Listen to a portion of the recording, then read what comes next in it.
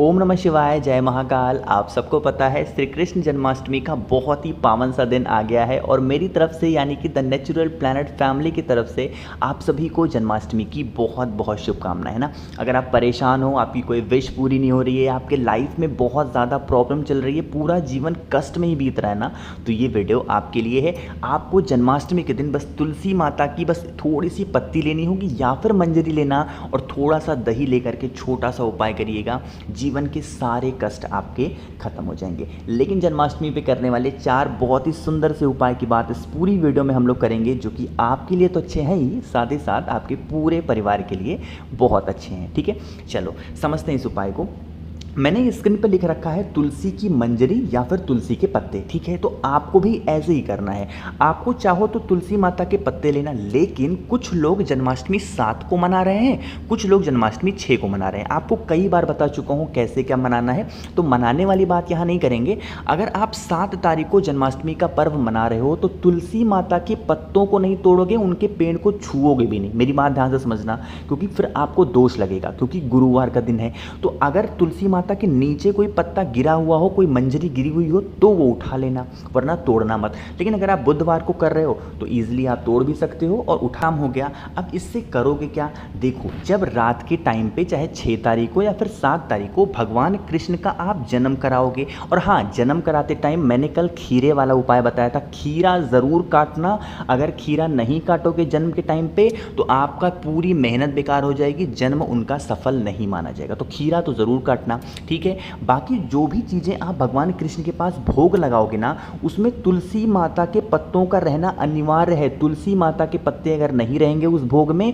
तो वो भोग फिर आपका नहीं माना जाएगा, उसको भगवान कृष्ण स्वीकार नहीं करेंगे। इस चीज़ का भी ध्यान रखना। ठीक है, पहली चीज़ तो ये।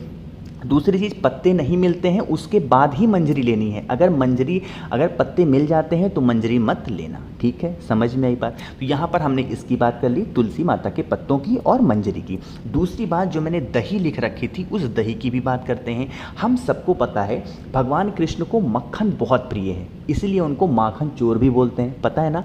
तो आपको क्या करना होगा, भगवान कृष्ण को मक्खन का भोग तो लगाओगे ही लगाओगे, साथ ही साथ उनको दही से स्नान भी कराएंगे। किससे कराएंगे, दही से स्नान, दही या फिर दूध से स्नान कराएंगे। उसके बाद उनको मक्खन अच्छे तरीके से खिलाएंगे, उनको लगाएंगे, जो भी आपको करना हो आप करेंगे। ये 2 चीज़ें बिल्कुल मत भूलना। पहला तो उनको मक्खन खिलाना मत भूलना, और दूसरा आप खीरा काटना मत भूलना। ठीक है, ये 2 चीज़ें जिसने कर लिया उनका जो सफल होगा, बर्थडे मनाना भगवान कृष्ण का, उनका जन्म कराना बिल्कुल सफल माना जाएगा। ठीक है, समझ में आई बात। चलो, तो यहाँ पर पहली चीज़ की हमने बात कर ली है।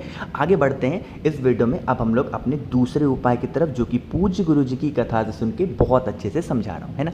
इसके उपाय, अब इसके सबसे पहले आप बेनिफिट समझ लो। इसके बेनिफिट है कि अगर आपके लाइफ में बहुत ज़्यादा कष्ट चल रहे हैं, मतलब आपको ऐसा लगता है ना कि इस पूरी पृथ्वी पर आपसे ज़्यादा दुखी इंसान कोई नहीं है ना, तो इस उपाय को करना। आपको क्या लेना होगा, आपके पास में यहाँ पर 2 ऑप्शन है। पहला ऑप्शन तो आपके पास में ये है कि आप चाहें तो शमी के पत्ते लेना। कितने, मात्र 1 शमी के पत्ते। लेकिन अगर शमी के पत्ते आपको नहीं मिलते हैं तो फिर आपको लेना होगा 1 बेलपत्र, बहुत प्यारा सा, बहुत सुंदर सा, कटा फिटा हुआ ना हो। ठीक है, चाहे आप शमी का पत्ता या फिर बेलपत्र जहाँ से खरीद रहे हो, वहाँ से किसके नाम से खरीदोगे, किसके नाम से, आपको यहाँ पर खरीदना होगा केदारेश्वर महादेव के नाम से। फिर से बोल रहा हूँ, केदारेश्वर महादेव के नाम से खरीदना या फिर कहीं से तोड़ना। ठीक है, तोड़ लिया, खरीद लिया। उसके बाद क्या करेंगे, 1 लोटा शुद्ध जल लेंगे तांबे के लोटे में, जिसमें जल भरेंगे कहाँ से, अपने घर से जल भरना, है ना। इन सभी चीज़ों को लेके पहुँच जाना महादेव के शिवलिंग के पास। चाहे आपने शमी पत्र लिया हो, चाहे आपने बेलपत्र लिया हो, ठीक है, दोनों में से जो कुछ भी लिया है, कोई भी 1 पत्ता महादेव के शिवलिंग के ऊपर, डोलेश्वर महादेव, आप पत्ते को तोड़ोगे, आप पत्ते को खरीदोगे किसके नाम से, केदारेश्वर महादेव के नाम से। लेकिन वही पत्ता चढ़ाओगे महादेव के शिवलिंग के ऊपर किसके नाम से, डोलेश्वर महादेव के नाम से। ठीक है, समर्पित कर देना। अपने जीवन के जो भी कष्ट होंगे, जो भी प्रॉब्लम होगी, जो भी समस्या होगी, वो कह देना, उसके बाद जो 1 लोटा जल आप अपने घर से लेके आए हो वो पूरा का पूरा महादेव के शिवलिंग के ऊपर श्री शिवाय नमस्तुभ्यम का ध्यान करते हुए समर्पित कर देना। और जो जल होगा बहता हुआ जलाधारी से नीचे गिरेगा, इसको अपने दोनों आँखों पे लगा करके फिर अपने घर की तरफ जाना। जो भी जीवन के आपके कष्ट होंगे वो बहुत जल्दी ख़त्म ज़रूर होंगे। ठीक है, समझ में आई बात? चलो, तो 2 उपाय की तो बात हो गई है। आगे बढ़ते हैं इस वीडियो में। अब हम लोग अपने तीसरे उपाय की तरफ। तीसरा उपाय क्या है आपको बताऊंगा बहुत विस्तार से, लेकिन सबसे पहले एक छोटा सा काम, और वो मैं हमेशा कहता हूँ कि वीडियो को करेंगे लाइक। जितने भी भाई बहन मेरी आवाज़ पहली बार सुन रहे हैं, अचानक से चैनल पे आ गए हैं, तो चैनल को सब्सक्राइब करेंगे। ठीक है, देखो इस तीसरे उपाय में आपको 2 चीज़ें देखने को मिलेंगी। पहला तो आपको इस उपाय को करने से रोग मुक्ति मिलेगी, और दूसरा आपको इस उपाय को करने से आपकी कोई भी ऐसी मनोकामना जो अधूरी है तो वो भी पूरी ज़रूर होगी। ठीक है, देखो आपको क्या करना है, लेना होगा मात्र 1 बेलपत्र, बहुत प्यारा सा, बहुत सुंदर सा। ठीक है, ले लिया। साथ ही साथ आपको क्या करना होगा, उस बेलपत्र को साथ और 1 तांबे के लोटे में जल भरोगे। कहाँ से? अपने घर से। और उस जल को लेके, बेलपत्र को लेके पहुंच जाना महादेव के शिवलिंग के पास में। सुबह जाना चाहो सुबह जाओ, शाम को जाना चाहो शाम को जाओ।